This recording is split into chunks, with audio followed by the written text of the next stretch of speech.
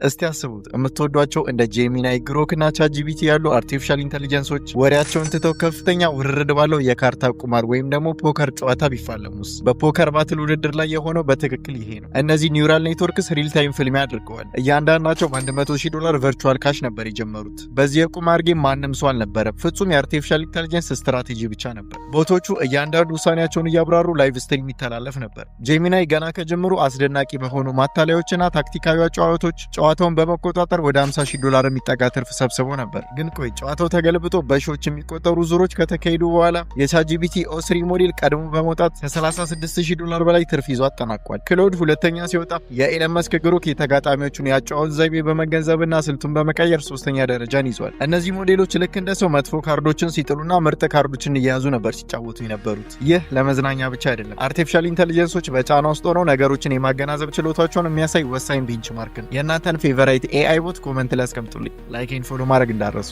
ፒስ አውት።